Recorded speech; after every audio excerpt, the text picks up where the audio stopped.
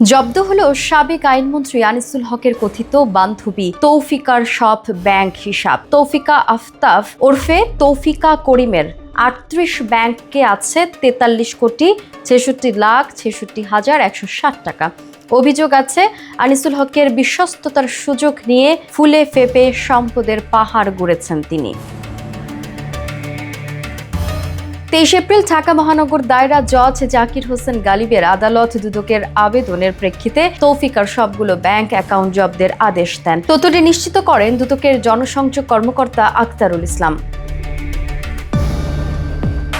সংস্থার আবেদনে বলা হয়েছে, তৌফিকা আফতাব ওরফে তৌফিকা করিমের বিরুদ্ধে দুর্নীতির অভিযোগ ওঠার পর অনুসন্ধানে নামে দুদক। তার স্বনামে বেনামে জ্ঞাত আয় বহির্ভূত সম্পদের অনুসন্ধান করে প্রতিবেদন দাখিলের জন্য ৬ সদস্য বিশিষ্ট টিম গঠন করে সংস্থাটি।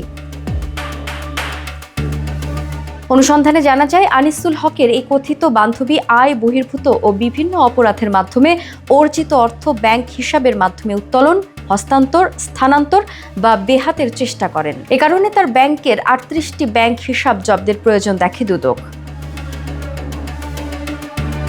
সংস্থা তথ্য মতে তার ব্যাংক হিসাবগুলো অবরুদ্ধ করা না হলে বিচারের সময় তা রাষ্ট্রের অধীনে রেখে বাজেয়াপ্ত করা সম্ভব হতো না। এতে রাষ্ট্রের অপূরণীয় ক্ষতি হওয়ার সম্ভাবনা ছিল বলে শঙ্কা জানায় দুদক।